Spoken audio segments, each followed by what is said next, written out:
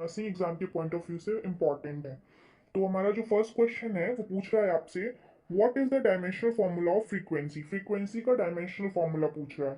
Dimensional formula मतलब M L T theta in सब के फॉर्म में रिप्रेजेंट करना। ओके, तो जो फ्रीक्वेंसी होता है इज इक्वल्स टू होता है 1 बाई टाइम पीरियड टी। तो इसका जो डायमेंशनल फॉर्मूला होगा वो सिंपली हो जाएगा टी इनवर्स। एम और एल जीरो है, तो इसमें से आप चेक कर लीजिए कौन सा आपका इसमें ऑप्शन करेक्ट हो रहा है। तो इससे आपका करेक्ट आंसर होगा D, that is M zero L zero and T inverse. तो ये आपका करेक्ट आंसर हो जाएगा। ठीक है, तो इस तरह के इजी क्वेश्चन ही आपसे पूछे जाएंगे पैरामेडिकल और नर्सिंग के एग्जाम में। बहुत ज्यादा हाई लेवल के क्वेश्चन नहीं आते हैं। आप बेसिक्स जो भी है 11th एंड 12th का वो पढ़ लीजिए, उससे ही आपका एग्जाम क्लियर हो जाएगा। ठीक है, फिर यहाँ पे सेकंड क्वेश्चन बोल रहा है विच quantity represent mass into acceleration. Mass into acceleration क्या होगा, इन ऑप्शन में कौन सा ऑप्शन इसमें करेक्ट हो रहा है। तो आपके ऑप्शन दिए हैं डिस्टेंस, फोर्स, मोमेंटम, इम्पल्स। तो M into A is equals to क्या होता है, सबको पता है easily, F is equals to M into A, यानी force is equals to mass into acceleration. तो इससे आपका करेक्ट आंसर होगा बी, दैट इज फोर्स। फिर यहाँ पे आपसे थर्ड क्वेश्चन पूछ रहा है what are the majority charge carriers in P type semiconductors. आपको पता है जो सेमीकंडक्टर्स होते हैं वो टू टाइप के होते हैं, एक होता है एन टाइप सेमीकंडक्टर एंड दूसरा होता है पी टाइप सेमीकंडक्टर। तो आपसे यहाँ पे पूछ रहा है दैट पी टाइप सेमीकंडक्टर में मेजॉरिटी चार्ज कैरियर कौन होते हैं। तो आपके ऑप्शन दिए हैं मेजॉन, इलेक्ट्रॉन, होल, क्वार्क्स। तो जो आपका करेक्ट आंसर है वो होगा C, that is hole. Majority charge carrier in P type semiconductor होते हैं होल्स, जबकि एन टाइप सेमीकंडक्टर में मेजॉरिटी चार्ज कैरियर इलेक्ट्रॉन होते हैं।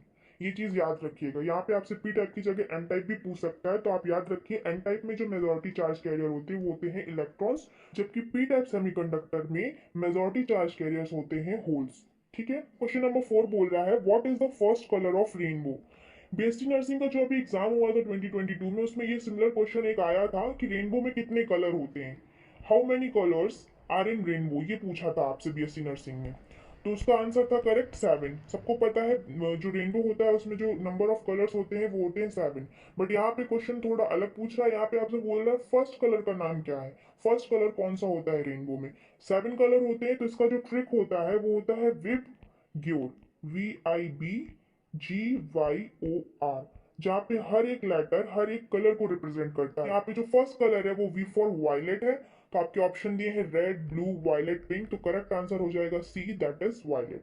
ठीक है, यहाँ पे आपसे ऐसे भी पूछ सकता था कि लास्ट कलर ऑफ रेनबो क्या है, तो इस ट्रिक से आप देखेंगे लास्ट में आर आ रहा है, आर फॉर रेड, तो फिर आपका करेक्ट आंसर हो जाता है रेड। तो इस ट्रिक को याद रखिएगा माइंड में। फिर नेक्स्ट क्वेश्चन बोल रहा है which of the following is a dimensionless quantity. इनमें से कौन सी ऐसी क्वांटिटी है जिसमें कोई डायमेंशन ही नहीं होती। ऑप्शन है force, refractive index, speed, torque. तो आप सबको पता है फोर्स एक डायमेंशनल क्वांटिटी है, स्पीड भी एक डायमेंशनल क्वांटिटी है, टॉर्क में भी डायमेंशन होता है।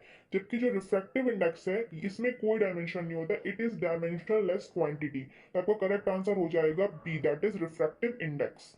फिर क्वेश्चन नंबर 6 आपसे बोल रहा है identify number of significant figures in 6250। आपको ये 4 डिजिट का नंबर दिया है, इसमें आपसे सिग्निफिकेंट फिगर्स पूछ रहा है। तो सिग्निफिकेंट फिगर्स के कुछ रूल्स होते हैं। सबसे पहला जो रूल होता है वो होता है जितने भी नॉन जीरो डिजिट्स हैं, नॉन जीरो मतलब जीरो को छोड़ के जितने भी डिजिट्स हैं वो सब सिग्निफिकेंट फिगर होते हैं। तो इसमें आप देख लो 6250, तो यहाँ पे नॉन जीरो डिजिट्स कितनी है, 1 2 3, यानी कि जो आपका सिग्निफिकेंट फिगर होगा वो 3। आपके ऑप्शन है 2 3 1 4, तो करेक्ट आंसर हो जाएगा बी, यानी कि 3।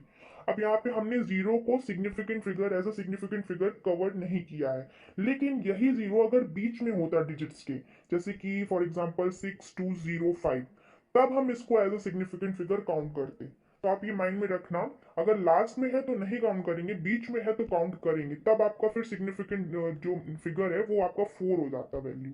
फिर करेक्ट आंसर आपका 4 होता। यहाँ पे आपसे 7 नंबर क्वेश्चन पूछा है complete the statement like charges dash and unlike charges dash each other. तो आपको ये फिल करना है यहाँ पे करेक्ट। तो ऑप्शन है attract ripple, ripple ripple, ripple attract, attract attract. तो आप सबको पता है लाइक चार्जेस मतलब एक तरह के चार्जेस को अगर हम पास लाएं, फॉर एग्जांपल पॉजिटिव पॉजिटिव या निगेटिव निगेटिव को पास में लाएंगे, तो क्या होगा। फिजिक्स में आपने इतना इजी क्वेश्चन तो पढ़ा ही होगा कि जब हम सेम चार्जेस को सामने लाते हैं या पास में लाते हैं वो तो एक दूसरे को रिपल करते हैं, दूर भागते हैं वो एक दूसरे से। अगर मतलब सेम टाइप ऑफ मैग्नेट को अगर आप सामने लाओगे, दोनों का नॉर्थ पोल सेम साइड में ला रहे हो या फिर साउथ पोल सेम साइड में ला रहे हो, तो वो एक दूसरे को क्या करेंगे, रिपल करेंगे। तो लाइक चार्जेस रिपल, यहाँ पे रिपल फिल होगा। फिर यहाँ पे एंड अनलाइक चार्जेस, और अगर अलग अलग चार्जेस फॉर एग्जांपल पॉजिटिव और निगेटिव को आप पास में ला रहे हो, तो वो एक दूसरे से चिपक जाएंगे, अट्रैक्ट करेंगे। तो यहाँ पे फिल हो जाएगा आपका अट्रैक्ट। तो इस तरीके से आप ढूंढ लो, रिपल और अट्रैक्ट वाला ऑप्शन आपका सी ऑप्शन करेक्ट है। तो आपको करेक्ट आंसर हो जाएगा C, that is like charges repel and unlike charges attract each other. फिर आपसे यहाँ पे क्वेश्चन नंबर 8 बोल रहा है, what is the SI unit of electric conductivity. तो देखो, इलेक्ट्रिक कंडक्टिविटी को समझने के लिए आपको एक दो टर्म और समझने होंगे। क्या? सबसे पहला, रेजिस्टेंस। सबको पता है रेजिस्टेंस क्या होता है, इलेक्ट्रिक करंट में आने वाली रुकावट को रेजिस्टेंस बोलते हैं, ठीक है। और रेजिस्टेंस का उल्टा होता है कंडक्टेंस। ये बोल सकते हैं inverse of resistance is known as conductance. ठीक, ये दो टर्म आपको क्लियर हो गए। फिर इलेक्ट्रोकेमिस्ट्री में आपने एक फॉर्मूला पढ़ा होगा रेजिस्टेंस का, that is resistance is directly proportional to L by A, जहां पर एल जो होता है वो लेंथ बिटवीन इलेक्ट्रोड होता है और ए होता है एरिया ऑफ डिप्ड इलेक्ट्रोड। मतलब कि आप सिंपली अभी यहाँ पे समझ लो कि L for length and A for area.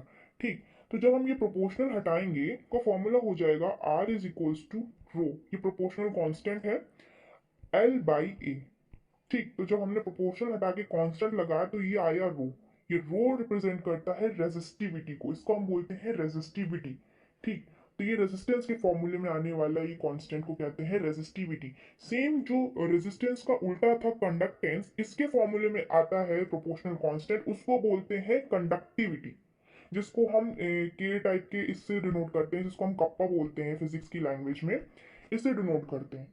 हाँ, एक चीज और, जैसे रेजिस्टेंस का उल्टा होता है कंडक्टेंस, वैसे रेजिस्टिविटी का उल्टा होता है कंडक्टिविटी। तो अगर हम रेजिस्टिविटी की यूनिट निकाल लें और उसका उल्टा कर दें, इनवर्स कर दें, तो हमारे पास कंडक्टिविटी की यूनिट आ जाएगी, और यही हमसे क्वेश्चन में पूछ रहा है। अब आप सोचो कि इतना सारा मैं घुमा क्यों रही हूँ, बिकॉज यहाँ पे एक टर्म से आप दो तीन टर्म और समझ रहे हो। फॉर एग्जाम्पल आपसे यहाँ पे क्वेश्चन में कंडक्टिविटी की जगह रेजिस्टिविटी का यूनिट या फॉर्मूला पूछ लिया गया, तो आपको इससे वो भी क्लियर हो जाएगा। इसलिए आप समझ लो, और समझ के अगर करोगे तो इजिली फिर कर दोगे। और ऐसे में सीधा यूनिट बता दूंगी और आपको टिक लगवा दूंगी, तो शायद हो सकता है आप लोग रटो या याद करो, भूल भी सकते हो या गलत भी हो सकता है। समझ के चलोगे तो फिर गलत होने के कोई चांसेस नहीं है। ठीक, तो हम यहाँ पे पहले क्या करते हैं, रेजिस्टिविटी की यूनिट निकाल लेते हैं, उसका उल्टा कर देंगे तो हमारे पास कप्पा यानी कि कंडक्टिविटी की यूनिट आ जाएगी। तो रेजिस्टिविटी की यूनिट निकालने के लिए पहले इसका फॉर्मूला क्लियर करते हैं। रेजिस्टिविटी का क्या हो जाएगा, ये आर इधर आ जाएगा ए के साथ, तो आर इंटू ए यानी एरिया अपॉन लेंथ। ठीक, तो आर आर यानी रेजिस्टेंस की यूनिट होती है ओम, इंटू एरिया मीटर स्क्वायर, और लेंथ होती है मीटर, तो 1 मीटर से 1 मीटर कैंसिल, तो यहाँ पे बचा हमारा इंटू मीटर ओनली। ठीक, तो ओम इंटू मीटर, ये हमारी हो गई रेजिस्टिविटी की यूनिट। अब हम इसका उल्टा अगर कर देंगे तो हमारी आ जाएगी कंडक्टिविटी की यूनिट, यानी कि उल्टा करेंगे तो ohm inverse into metre inverse. ठीक, ohm inverse into metre inverse, ये फर्स्ट ऑप्शन में दिया। आप काफी लोग होंगे भाई हमारी यूनिट तो आ गई, ये ऑप्शन लगाया आगे बढ़ गए। भाई आगे की भी यूनिट देख लो क्या दी गई है, क्या पता ये भी करेक्ट हूँ, और ये करेक्ट है भी, कैसे मैं बता देती हूँ। ओम इनवर्स के दो और नाम होते हैं, मैं थोड़ा यहाँ पे क्लीन कर लूँ अगर आप लोगों को समझ में आ गया होगा। हाँ, तो मैं बोल रही थी हमारी जो कंडक्टिविटी की यूनिट आई है वो आई है ओम इनवर्स मीटर इनवर्स। तो मैं बता रही थी कि जो ओम इनवर्स होता है इसके दो नाम और होते हैं। ओम इनवर्स को हम, ओम को उल्टा करो तो क्या बनेगा, ओम की स्पेलिंग ये होती है, इसको उल्टा करो MHO, इसका ये भी नाम होता है, हो या MHO जो भी आप बुलाना चाहो वो भी बोल सकते हैं। एंड इसको ओम इनवर्स का एक और भी नाम होता है, दैट इज साइमन। ये एक साइंटिस्ट के नाम पर पड़ा था, इसका कोई रीजन नहीं है, अब ये मत पूछने लगना क्यों कहाँ से कैसे आया, बस बोला जाता है, इतना याद रखो, टर्म है, याद रखना पड़ेगा। तो ओम इनवर्स को हम MHO से भी रिप्रेजेंट करते हैं और साइमन भी बोलते हैं। तो यहाँ पर आप देख लो जहां भी ओम लिखा है, देखो मीटर इनवर्स सब में कॉमन है, ओम की जगह यहाँ पे MHO भी लिखा है तो ये भी करेक्ट है, इसकी जगह हम साइमन भी लिख देंगे तो भी करेक्ट है, क्योंकि ये तीनों ही टर्म एक ही नाम है। ठीक, तो इस हिसाब से फिर हमारी ये तीनों ही यूनिट करेक्ट हो गई, तो हमारा करेक्ट आंसर होगा D, that is all of the above. समझ में आया, इसीलिए मुझे इतना एक्सप्लेन करना पड़ा ताकि आप लोगों को समझ में आए। इजी सा क्वेश्चन तो है, लेकिन समझने पे आए तो इजी है, नहीं समझे तो फिर सब कुछ टफ है। फिर नेक्स्ट क्वेश्चन है आपका, व्हाट डज जी रिप्रेजेंट। यहाँ पे जो स्मॉल जी है वो क्या रिप्रेजेंट करता है। ऑप्शन है आपकी universal gravitational constant, acceleration due to gravity, radius of gyration, all of the above. तो आपका जो करेक्ट आंसर होगा वो होगा B, that is acceleration due to gravity. Small g से रिप्रेजेंट करते हैं, इसकी यूनिट होती है मीटर पर सेकेंड स्क्वायर। सबको पता होगा, नहीं पता है तो देख लो। फिर आपसे यहाँ पे क्वेश्चन नंबर 10 बोल रहा है, a body of mass 120 kg on earth is taken to moon, what is the mass of the same body on the moon. बोल रहा है 120 किलो के मास को हम अर्थ से अगर मून पे ले जाते हैं तो इसका जो मास है वो क्या होगा मून पे, क्या बदल जाएगा, अगर बदलेगा तो कितना होगा, बढ़ेगा या घटेगा। तो देखो सबसे पहली बात तो ये है, जो मास होता है उसको चाहे तुम अर्थ पे रखो या मून पे ले जाओ, उसमें कोई फर्क नहीं आता। मास एक स्केलर क्वांटिटी है, एक मैग्नीट्यूड होता है, इसमें कोई भी चेंजेस नहीं आते। फिर तुम उसको अर्थ से मून पे ले जाओ, मून से अर्थ पे ले आओ, दोनों जगह मास सेम रहेगा। यानी कि इस क्वेश्चन के हिसाब से आपके ऑप्शन दिए 720 kg, 20 kg, 120 kg, none of the above. तो आप खुद लगाओ कौन सा ऑप्शन होगा। तो आपका करेक्ट आंसर होगा सी, दैट इज 120 kg, क्योंकि जो मास होगा वो अर्थ पर भी वही होगा और मून पर भी वही होगा। ठीक है, मास में कोई फर्क नहीं आता। लेकिन अब यहाँ पे एक चीज और समझ लो, मास और वेट में डिफरेंस तो सबको पता ही है। मास जो होती है वो एक स्केलर क्वांटिटी, जबकि जो वेट है वो एक वेक्टर क्वांटिटी होती है। मास सिंपली मैग्नीट्यूड होता है, जबकि जो वेट होता है उसमें मीजर किया जाता है कि जो फोर्स ऑफ ग्रेविटी किस तरीके से एक्ट कर रही है। वेट एक तरीके से फोर्स ऑफ ग्रेविटी से रिलेटेड है, आप समझ लो, इसीलिए उसमें डायरेक्शन भी आ जाती है, दैट्स व्हाई हम उसको वेक्टर क्वांटिटी बोलते हैं। तो अगर हम वेट की बात करें, अगर आपसे मास की जगह यहाँ पे मास ना दिया गया होता, वेट बोल दिया होता, तो यहाँ पे मास की जगह वेट दिया होता फॉर एग्जाम्पल, और आपसे फिर पूछा होता कि अगर मान लीजिए अर्थ पे कुछ वेट है तो हम उसी वेट को मून पे ले जाएंगे तो क्या फर्क पड़ेगा, क्या तब भी वो सेम रहेगा। तब आपका आंसर चेंज हो जाता। जो मास होता है वो सेम रहता है, वो एक स्केलर क्वांटिटी, उसमें कोई फर्क नहीं आएगा। जबकि जो वेट है वो एक वेक्टर क्वांटिटी और उसमें फोर्स ऑफ ग्रेविटी के एक्ट होने की वजह से आपका आंसर बदल जाएगा। क्यों बदल जाएगा, आपका आंसर हो जाएगा फिर जो भी वेट अर्थ पे है उसको जब मून पे ले जाओगे वो कम हो जाएगा वहां पे। क्यों, क्योंकि वहां पे फोर्स ऑफ ग्रेविटी कम होती है as compare to earth. Moon में जो ग्रेविटी होती है वो अर्थ की ग्रेविटी से कम होती है, इसीलिए वहां पे वेट भी आपका जो है डिक्रीज हो जाएगा।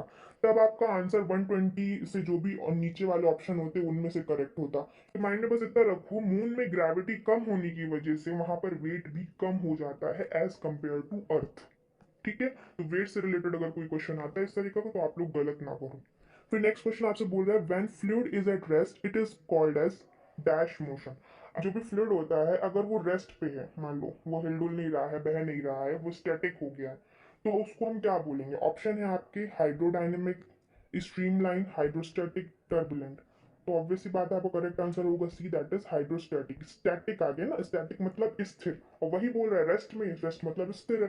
तो हम इसका करेक्ट आंसर लगाएंगे हाइड्रोस्टैटिक, या इसको हम ये भी बोलते हैं फ्लूइड स्टैटिक भी इसका नाम होता है। ठीक, फिर आपका क्वेश्चन नंबर 12 बोल रहा है, the household supply of voltage in our houses is. Option है 110 वोल्ट, 210 वोल्ट, 220 वोल्ट, 120 वोल्ट। तो सबको पता है जो हाउस होल्ड में जो भी हमारा वोल्टेज आता है घरों में बिजली का, वो उसका जो वोल्टेज होता है वो होता है 220 वोल्ट, यानी करेक्ट ऑप्शन इज सी।